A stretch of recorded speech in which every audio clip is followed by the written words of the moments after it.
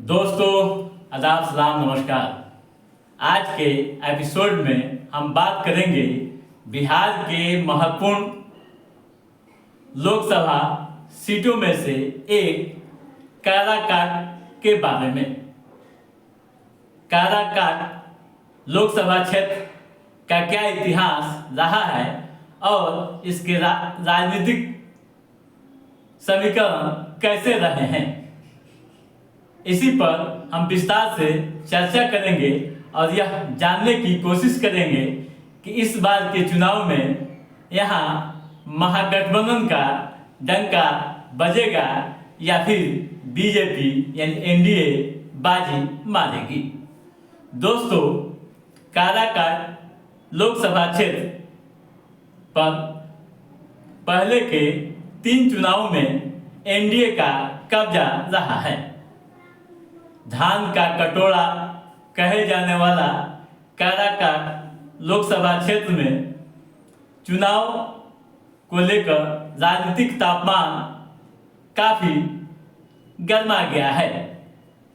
हालांकि उम्मीदवारों के नाम की घोषणा अभी तक नहीं हुई है, जिसको लेकर कई तरह के कयास भी लगाए जा रहे हैं। यह सीट किस गठबंधन के किस दल में जाएगी, यह तो अभी साफ नहीं हो पाया है, लेकिन जो कयास लगाए जा रहे हैं उस प्रमाणे तो यहाँ इस बार चौंकाने वाला प्रत्याशी होगा। दोस्तों, सभी अपने अपने हिसाब से कयास लगा रहे हैं। वर्ष 2008 में हुए परिसीमन के बाद बने काराकाट लोकसभा सीट के बाद अब तक हुए 3 चुनावों में एनडीए का कब्जा रहा है। परिणाम पर यदि गौर करें तो स्पष्ट दिखता है कि यह लोकसभा क्षेत्र का चुनाव परिणाम बहुत हद तक जातीय समीकरण को प्रभावित करता रहा है। दोस्तों, वर्ष 2009 में एनडीए के जदयू प्रत्याशी महाबली सिंह ने पूर्व केंद्रीय मंत्री डॉक्टर कांति सिंह को हराया था। वहीं वर्ष 2014 में एनडीए से उपेंद्र कुशवाहा प्रत्याशी बने थे।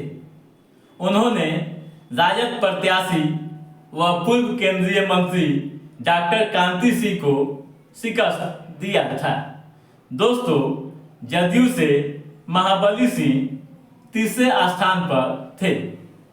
वहीं 2019 के चुनाव की अगर हम बात करें तो बिहार की राजनीतिक स्थिति बदल गई थी।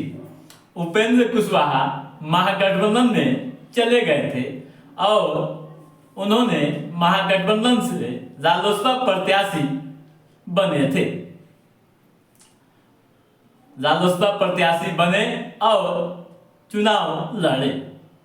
हालांकि महाबली सिंह एनडीए से जदयू के प्रत्याशी थे और उन्होंने उपेंद्र कुशवाहा को हरा दिया। दोस्तों, इस तरह से यहाँ 2 बार महाबली सिंह व 1 बार उपेंद्र कुशवाहा इस क्षेत्र के सांसद रह चुके हैं। इस बार तस्वीर यहाँ की बदली हुई है। उपेंद्र कुशवाहा एनडीए के साथ हैं और जदयू भी एनडीए के साथ है। यहाँ एक बड़ा पेचिया है कि उपेंद्र कुशवाहा लड़ेंगे या फिर महाबली सिंह। महाबली सिंह जीते हुए सांसद हैं। यह तो आला कमान को तय करना है, लेकिन जो भी होगा इस बार का यहाँ मुकाबला काफी दिलचस्प होगा। उम्मीदवारों के नाम की घोषणा तो होगी ही, लेकिन और भी कई समीकरण यहाँ तैयार हो रहे हैं। इस सीट पर AIMIM ने भी अपना प्रत्याशी उतारने की घोषणा कर दी है।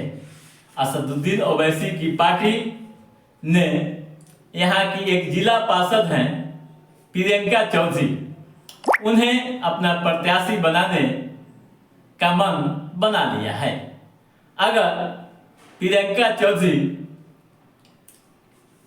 मैदान में उतरती हैं तो फिर मुस्लिम वोटरों के साथ दलित वोटरों का बिखराव होगा और इस बिखराव का क्या असर होगा आप समझ सकते हैं।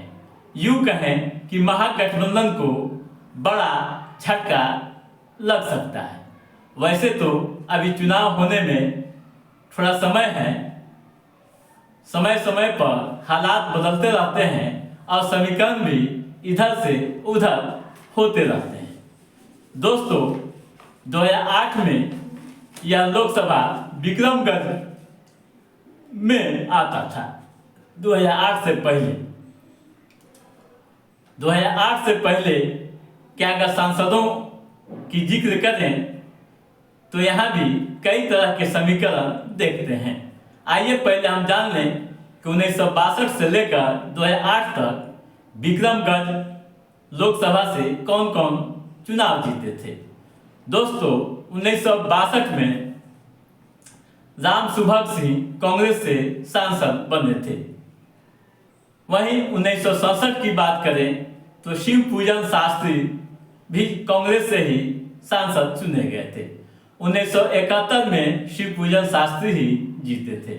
वहीं 1977 की बात करें तो 1977 में राम अवध सिंह जनता पार्टी से चुनाव जीते थे। इसके बाद 1980 में हुए लोकसभा चुनाव में कांग्रेस से तापेश्वर सिंह चुनाव जीते थे। वहीं 1984 में भी दोबारा तापेश्वर सिंह चुनाव जीत गए थे। 1989 में राम प्रसाद सिंह जनता दल से चुनाव जीते थे। 1991 में भी राम प्रसाद सिंह ही चुनाव जीते। 1996 में जनता दल से ही कांति सिंह चुनाव जीते थे। 1998 में वशिष्ठ नारायण सिंह समता पार्टी से सांसद बने थे। वहीं 1999 में कांति सिंह राजद से, 2004 में अजीत कुमार सिंह जदयू से और 2008 में मीना सिंह जदयू से चुनाव जीते थे। 2008 के बाद नया परिसीमन बना और एक नया लोकसभा क्षेत्र बना जिसे आप कारकट के नाम से जानते हैं। तो दोस्तों, आज के इस एपिसोड में बस इतना ही। हमारा ये एपिसोड कैसा लगा आप लाइक और कमेंट करके हमें जरूर बताइएगा।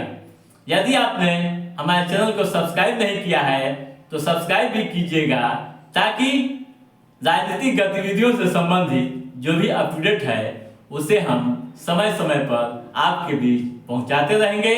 तब तक आप अपने दोस्त को दीजिए इजाजत।